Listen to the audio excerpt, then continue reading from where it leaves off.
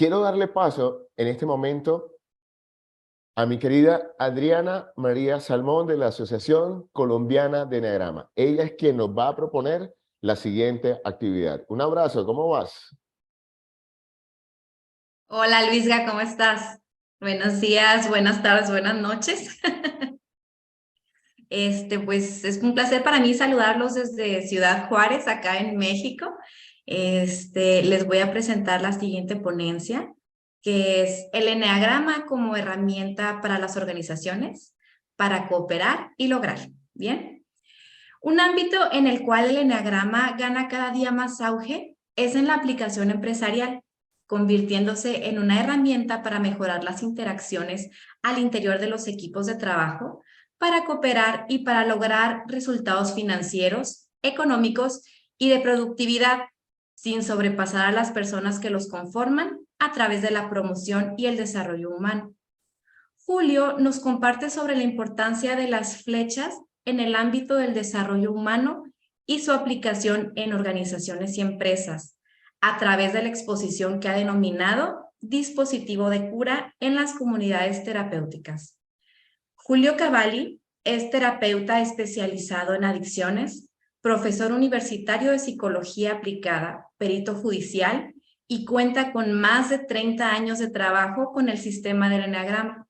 Actualmente es el presidente de la Asociación Argentina de Eneagrama. Bienvenido, Julio. Muchísimas gracias. Un gusto estar acá. ¿Cómo están ustedes? Bueno, vamos a hablar de el eneagrama como un dispositivo de cura en las comunidades terapéuticas. Trabajo en varias comunidades. Es un trabajo arduo, difícil, pero el eneagrama ha entrado realmente a iluminar nuestro trabajo con chicos adictos, con jóvenes adictos, con adultos adictos. Para empezar, me gustaría definir rápidamente qué es una adicción, ¿no? Para que nos pongamos de acuerdo. Una adicción es el resultado de un mal manejo de las emociones. Cuando una persona no puede manejar sus emociones, cae necesariamente en alguna adicción. Por ejemplo, vamos a poner un ejemplo hipotético. Un hombre 40 años, casado, con 3 hijos en la universidad, está tan agobiado con las cuentas que se siente incapaz de solucionar sus problemas. No los puede solucionar. Hay muchos que los solucionan de una manera razonable, organizada. Hay otros que no. La gente que no puede, estas personas que no pueden solucionar sus problemas, ¿qué hacen? Optan por crearse una realidad paralela, un mundo virtual personal, una Matrix. Esa Matrix que se crea lo aleja momentáneamente de esos problemas. ¿Cómo llamaríamos esa Matrix? Un tubo de escape. Un tubo de escape que lo logra a través de ¿dónde? ¿De qué cosas? Del alcohol, del tabaco, de las drogas, de alguna sustancia o también de algunos procesos. Esto es importante porque a veces no se habla en adicciones de procesos. Hay procesos a personas, procesos a organizaciones, ¿no? Bien, tengo 40 minutos, por eso voy a simplificar. El individuo es incapaz de manejar su vida, entonces decide huir a través de una adicción, cualquiera sea. Desde el sistema del eneagrama, como lo trabajamos nosotros en las comunidades terapéuticas, la adicción también es un apego emocional. La persona se apega emocionalmente a una sustancia, puede ser legal o ilegal, también una persona o un proceso. Pero este apego, amigos, siempre es destructivo, siempre. Afecta a algún área del ser humano. Por lo tanto, Si afecta un área, lo afecta totalmente. Pero la adicción es una conducta obsesivo-compulsiva, es una necesidad incontrolada de repetir una conducta de manera recurrente. Lo lleva al individuo, a la persona, a consumir alguna sustancia o a experimentar algún proceso que va a producir algún efecto positivo. Euforia, placer, con el fin de librarse de ese estado de ánimo negativo. Dolor, aburrimiento, estrés. Y también, lo hemos visto en las comunidades, timidez. La timidez también lleva a veces a meterse en esa matrix de la que les hablaba al principio. Bueno, entonces tenemos adicciones a procesos que son relaciones destructivas con el trabajo, con el juego, con internet, con la pornografía, con el sexo, con la religión, con los deportes. Estas son adicciones a procesos. También tenemos adicciones, lógicamente, a sustancias, cualquiera sea, ya las conocen, no las voy a repetir, cocaína, éxtasis, marihuana, etcétera, pasta base, etcétera, y adicciones a personas. Son las que se suelen dar generalmente entre parejas, con terapeutas, con profesionales de diferentes índoles. Entonces, recuerden que siempre las adicciones son un componente destructivo. Un adicto puede presentar los siguientes síntomas. A ver, necesidad de incrementar la exposición a la sustancia, a la persona, al proceso. Presencia de abstinencia cuando está lejos de la causa de su adicción. Hay una incapacidad en ellos para detenerse en la exposición a la persona, a la sustancia, al proceso. Tienen deseo de abandonar la exposición a causa de su adicción. Tienen mucha dedicación a obtener los recursos necesarios para llegar a la fuente de su adicción. Continuar el consumo, aunque la persona sabe cuáles son las consecuencias. Bien, ahí les di un pequeño pantallazo de lo que son las adicciones. En otras palabras, un adicto ha comprometido su memoria, sus sistemas motivacionales, sus circuitos de recompensa. Todos los estímulos relacionados a su adicción pueden desatar un intenso deseo por el objeto adictivo. No es un delincuente, pero sí puede llegar a conductas delictivas. Sino por sobre todas las cosas, es un ser humano con un terrible manejo de las emociones, un terrible manejo de la voluntad. Y además, ustedes lo sabrán, lo habrán visto, amigos, familiares, etc. Cuando existe un adicto en la familia, toda la familia está afectada. ¿Por qué? Porque interactúa con el enfermo, experimentando sentimientos de vergüenza, de cólera, de negación. Y acá es donde entra el sistema del eneagrama, el bendito sistema del eneagrama. El eneagrama nos ayuda a darnos cuenta de que no somos nuestras personalidades, de que no somos nuestros egotipos, eneatipos, de que no tenemos que representar nuestros patrones habituales de conducta. El adicto, como vos, como yo, como cualquier otro,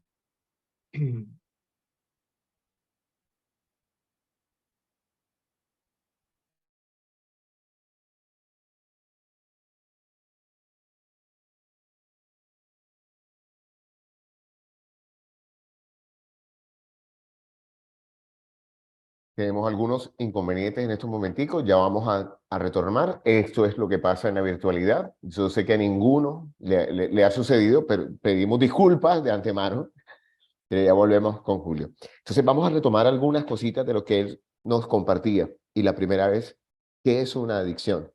Y nos propone, es un mal manejo de las emociones. Otra frase que creo que, aquí está nuevamente Es con bonito. nosotros. Estaba haciendo un pequeño recuento a ver si pasé la clase, profe Julio. Gracias, Luis. Muchas Una gracias, clase. Luis. Decía que la adicción es un mal manejo de las emociones, ¿cierto? Que el apego Exacto. siempre es destructivo.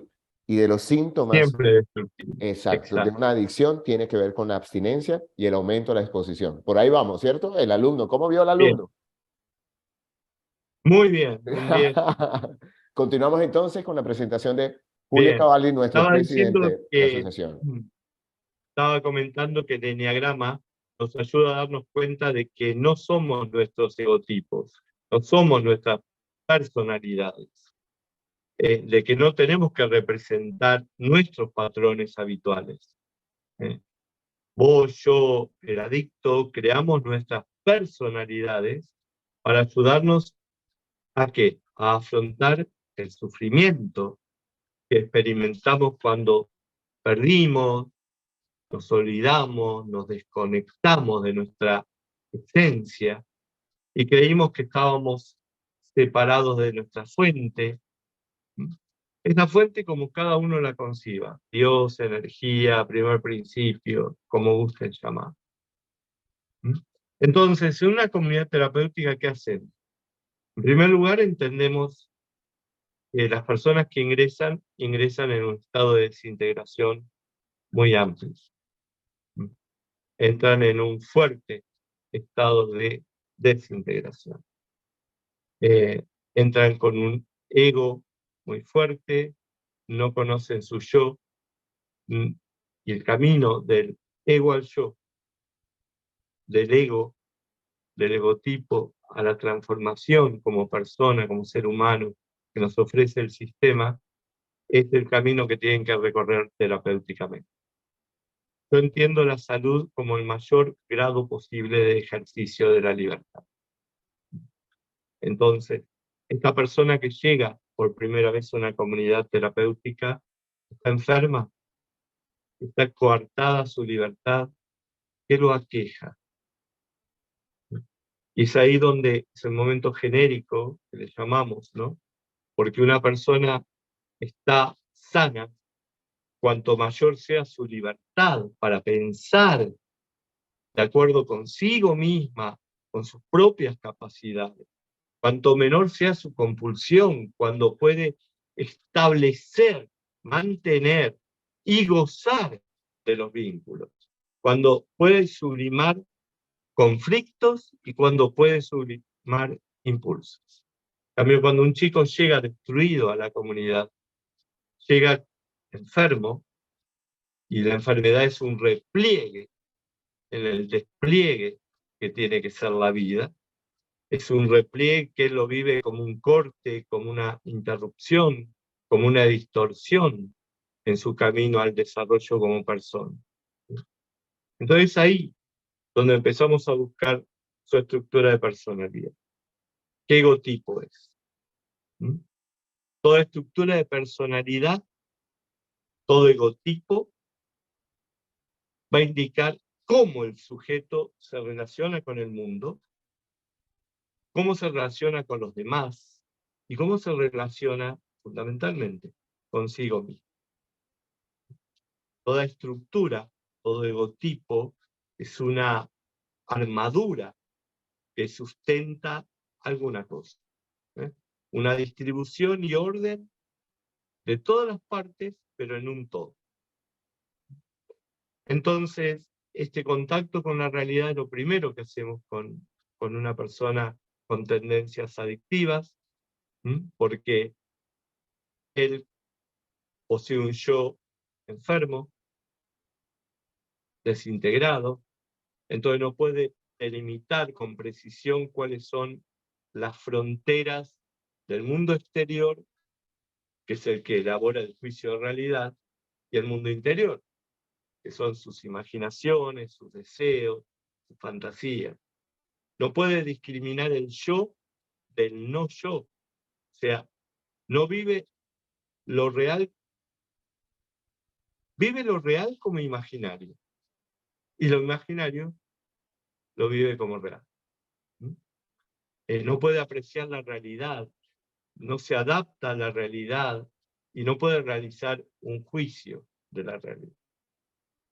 A lo largo de estos 14 años que trabajo en el sistema del eneagrama en comunidades terapéuticas, lo que más me preguntan es cuáles son los eotipos más predominantes en una comunidad. Y tengo un orden. Si hago una estadística, si hacemos una estadística, tenemos un orden. El orden es, en primer lugar, las estructuras egotípicas 7. Fundamentalmente las autoconservadoras y las sexuales, o transmisores. En primer lugar, están en el podio las estructuras egotípicas 7. En segundo lugar, están las egotípicas 8. Están las 3 variables instintivas, tanto autoconservador, sexual como social. En tercer lugar, la estructura egotípica 1 sexual. Fíjense que la parte sexual predomina por tener que enfrentarse a una realidad horrible, espantosa. No me puedo extender mucho, pero si yo les contara las historias que hay detrás de cada muchacho, de cada chico, de cada adulto que entra en una comunidad, son escalofriantes. Detrás hay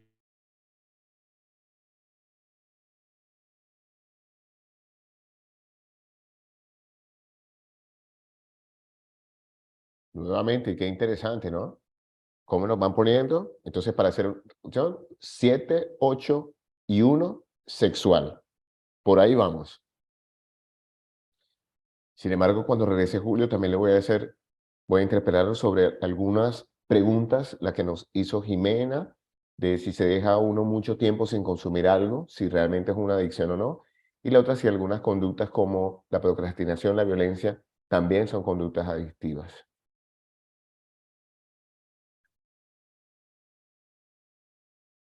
Aquí te tenemos de nuevo, mi querido Julio.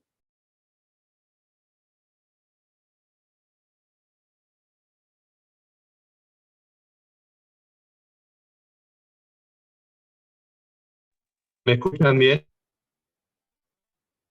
Perfecto. Sí, te volvimos a escuchar. Muchas gracias. Es una buena pregunta. No toda persona que consume es un adicto. Tenemos 2 formas de ver la adicción. Hay personas que consumen durante meses, la abandonan por años y la vuelven a retomar. No sabemos por qué, las neurociencias tampoco lo han dicho, no se ponen de acuerdo en esto. El cerebro no se vuelve adicto. Pero hay personas que prueban por primera vez, por ejemplo, el crack, que es la cocaína cocinada, y una sola prueba bastó para no abandonarla nunca más, no dejarla nunca más. Hay cerebros que se convierten inmediatamente en adictos y otros no. Sí, todo lo que sea un conflicto con las emociones llevan directamente al consumo. Violencia de género, lo que fuese, ¿no? En este orden que estaba diciendo, vuelvo a repetirlo, el 7 está en primer lugar, que es el autoconservador y el sexual, los que más predominan, el 8 en las 3 variables instintivas, el 1 sexual, Luego le sigue el 4 sexual, y el 4 autoconservador es una estructura egotípica muy presente en las comunidades terapéuticas de rehabilitación. Aunque no se crea el 5, el 5 autoconservador y el sexual está muy presente. El 9, en ese orden, el 9 en las 3 variables, autoconservador, transmisor, sexual o social. Luego hay muchos 2 en las 3 variables, muchos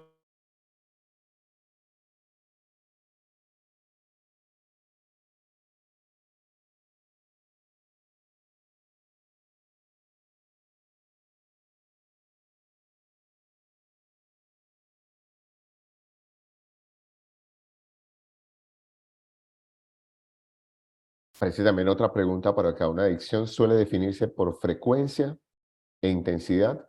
Esta dinámica con estos dos elementos también se utilizan desde su visión. Efectivamente. Nos quedamos ahí, Mara. Vamos en el 7, 8, 1, 5, 9, 2 y ahí me imagino ya nos terminará de aclarar este 2 en cuál desde su presentación. Y yo estoy preocupado, Beatriz. Imagínate, ¿quiénes son los primeros, los que abanderan esto, por Dios? Yo lo sabía, yo lo sabía. Tú lo tenías claro, ¿cierto? Tú lo tenías claro Yo desde lo el sabía, principio. sí. Un abrazo, seguimos.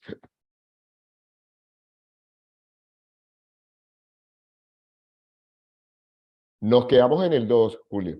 Nos quedamos en el 2. Estás Sí, en las muteado, 3 Por el, Julio. variables, Luis. Sí, en las 3 variables se presentan, y en última instancia hay muy pocos 6 en las comunidades terapéuticas, no hay tantas estructuras 6. No sé si me olvidé de nombrar alguna porque... y los 3 autoconservadores, sexuales y sociales, son los últimos en aparecer en comunidades terapéuticas. entonces quedamos No así. olvidemos que predomina la 7, imagen. 8, 1, 4, 5, 2, 6 y 3. ¿Quién se me pierde por acá? Exacto, Los eso 9. sería más o menos el orden. No veo a los En 9. orden de predominancia, 7, 8, 1, 4, 5, 9, 2, 6 y 3. Ese sería el orden. Bueno, no Excelente, sé si, excelente. como hay poco tiempo, no sé si quieren hacer preguntas. Con respecto a cómo me presentaron, sí, nosotros usamos mucho las flechas.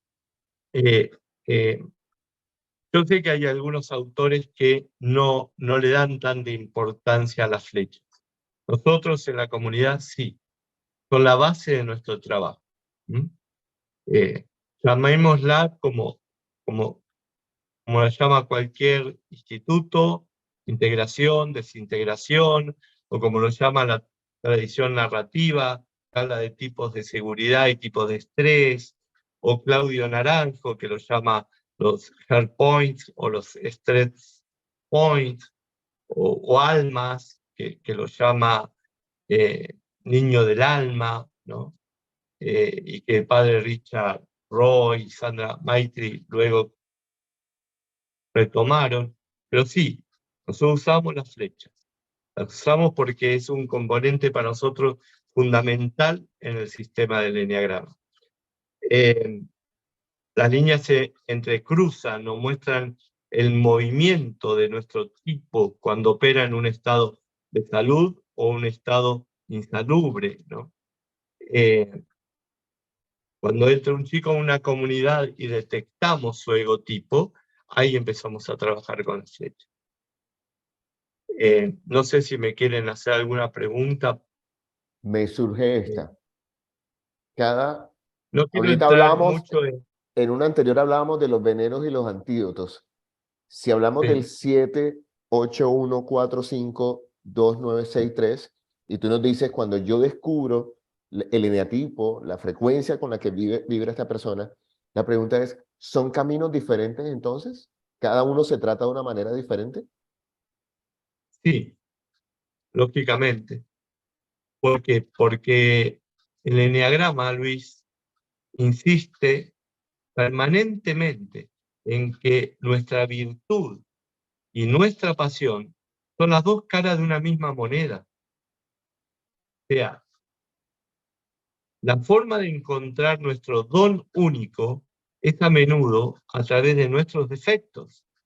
Y la forma de descubrir nuestros defectos es a menudo a través de nuestro don. Por eso digo que son dos caras de una misma moneda. ¿Quién lo hubiera pensado, no? Pero bueno. Muy claro.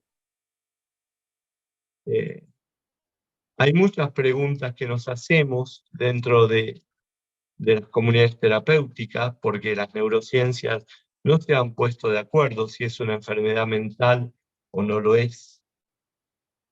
Para el 50% de los neurocientistas es una enfermedad mental, para el otro 50% no. Entonces, la pregunta crucial, Luis, es: ¿el cerebro es o no es modificado? ¿Genera o no una enfermedad mental crónica? Esa es la pregunta base. Si nosotros tenemos que definir dentro del sistema del eneagrama la parte adictiva, siempre decimos que el adicto es un buscador desorientado, que busca en los lugares equivocados, que utiliza una estrategia errónea para la obtención, para obtener el placer. Fíjate que Claudio Naranjo en algún momento en los SAT decía que los adictos, y esto después lo repiten varios pensadores hindúes, los adictos se pueden comparar con los místicos, con los grandes místicos, que buscaban ese trascender la realidad cotidiana insatisfactoria, por decir un adjetivo, ¿no? Y a veces hasta insoportable. Entonces, ¿qué busca el adicto? Eso que decía Naranjo, trascender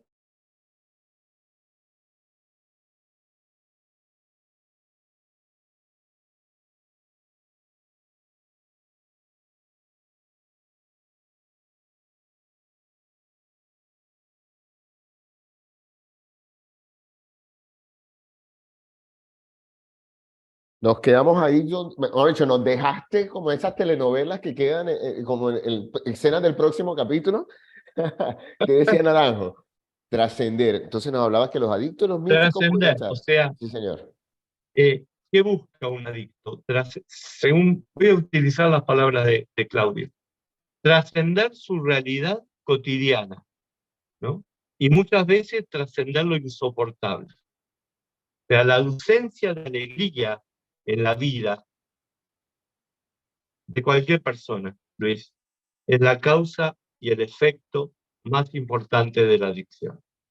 La ausencia de alegría en la vida de cualquier persona es la causa, el efecto más importante de la adicción. ¿Y cuándo comienza? Porque muchos se estarán preguntando, a ver, Julio, ¿cuándo comienza la adicción? Tenemos una edad promedio. 10 años, 11 años comienza la adicción.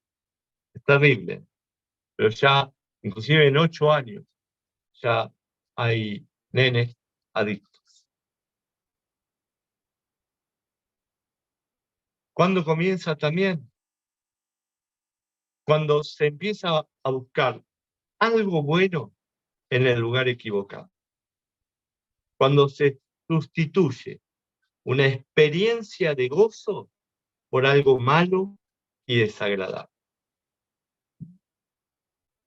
Mira, voy a explicar algo muy rápidamente tomado de la filosofía hindú. Luego de haber ejecutado una acción, vos, yo, cualquiera de los amigos que nos están escuchando, esta acción y todos sus componentes se imprimen de una manera permanente en nuestro ser y va a perdurar a través de la memoria y del recuerdo. O sea, hay una tríada imposible de borrar: acción, recuerdo y deseo. Y esto se hace como un, ¿cómo decirlo? Lo sano no es librarnos de esos recuerdos, esos deseos que subyacen en la mente o en el comportamiento adictivo, por ejemplo, sino en crear nuevos sentimientos que debiliten el poder de los destructivos. Y ahí es donde entra a trabajar el sistema del eneagrama, y trabaja de una manera extraordinaria, maravillosa. O sea, una costra gruesa de mala salud mental, de mala salud física, de mala salud emocional, separa al adicto del mundo exterior. Incluso lo separa de sus propias necesidades, de sus propios sentimientos. A ver si soy claro, ¿no? Yo creo que más que claro. Y cuánto desearíamos poder tener un espacio así enorme con Julio que nos transmite toda su sabiduría. Qué espectacular. Mira, en el chat hay muchísimas preguntas y están hablando, por ejemplo, de cómo una triada u otra triada sería como más susceptible. Y creo que con dos declaraciones nos impactan muchísimo. Y uno es, el adicto es un buscador desorientado. Y realmente creo que desde cualquier eneatipo podríamos encontrar al desorientado. Y lo otro es la ausencia Sí, de la alegría. obviamente. La ausencia de la Porque alegría. lo importante, Luis, no es el egotipo con el que entran, sino con el encuentro con la esencia de la que salen de una comunidad terapéutica, Perfecto. ¿no? Eso es inclusión. No me importa cómo entra, me importa cómo sale el chico. El eneagrama es tan rico, es tan extraordinario, es tan maravilloso, que te dice permanentemente que dentro de cada uno de nosotros hay un recuerdo de la perfección. Está grabado en nuestras células, es imborrable. O sea, muchas veces se cubre de toxinas, es verdad, de impureza de todo tipo, como cuando entra una persona a la comunidad terapéutica. Por eso señalamos permanentemente los efectos destructivos de las conductas adictivas, pero más hacemos pie en recordar, en reavivar en las orejas de todos los chicos que ingresan a una comunidad, que la conciencia de la perfección los habita. Porque si realmente no creyéramos en esto, nuestro trabajo sería una estupidez, una tontería. O iatrogénico, generaría más enfermedad que salud, ¿no es cierto? Entonces, eso es importante, explicarle a cada persona adicta que dentro de ellos hay un recuerdo de la perfección que está grabado en sus células, que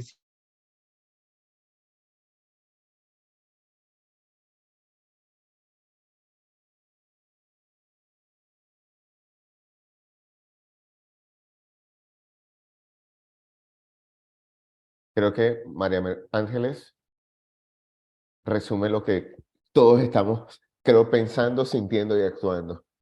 Excelente mensaje, Julio. Qué excelente mensaje.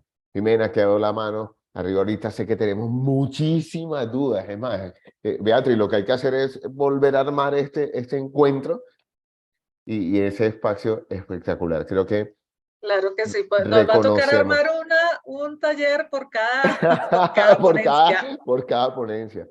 Increíble. Creo que con Julio lo que nos damos cuenta es que recorrer el camino del eneagrama es el camino de la sabiduría. Creo que con cada palabra que él nos dice, de la forma como nos lo dice y de la manera en que presenta la información, nos habla de alguien que realmente ha hecho el camino, que está haciendo el camino de integración. Y me llama poderosamente la atención, Julio, en tu intervención, lo importante de los caminos de integración y desintegración, ¿no? Lo importante de esas flechas que nosotros llamamos, o de esos, sí, exacto, esos vuelos, esas flechas que salen de cada uno de estos eneatipos, porque nos dan una referencia de hacia dónde se mueven las diferentes energías. Queremos agradecerte, Julio, de verdad, primero tu compromiso como presidente de No, la por favor, asociación. gracias. Encontrarnos hoy, yo sé que esto es un encuentro de almas y que para muchos de nosotros hoy quizás es la primera vez que te escuchamos en una intervención, pero en Colombia un nuevo admirador. Y sabemos que eso no es para el ego. Admiradores de te voy a ver más, te voy a reconocer más. Tenemos muchísimas preguntas, Julio. ¿Dónde podemos entonces encontrarte para hacerte las Tengo, preguntas? Porque es que hay demasiadas. Luis, está bien, Luis, Señor. Matías, nuestro querido amigo argentino que está coordinando también la parte de tecnología, tiene un videíto muy sencillo, muy simple que les grabé antes de ayer para presentárselo. Es un saludo de la comunidad donde estoy. No sé si lo podemos ver. Pero por supuesto, Matías. Ahora lo compartimos.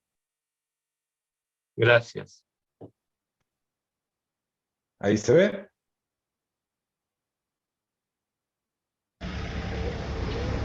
Bueno, buenas tardes. Queremos saludar desde acá, desde Argentina.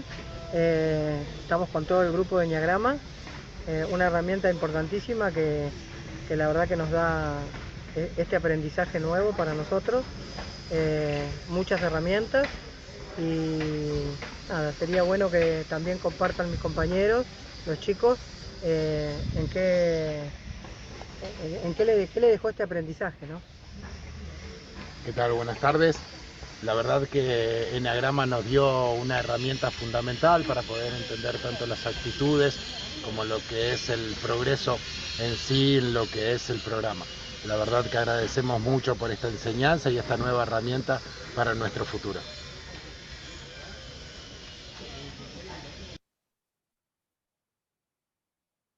Bueno, les queríamos dejar ese saludo de la comunidad. Increíble, Julio. Saber que estamos impactando a estas comunidades. Y yo me voy a despedir y quiero decírtelo cara a cara, pantalla a pantalla. Esto me lo voy a tatuar. Salud es el mayor grado del uso de la libertad. Cuando pierdes Exacto. libertad, pierdes salud. Toda pérdida de libertad es entonces pérdida de la salud.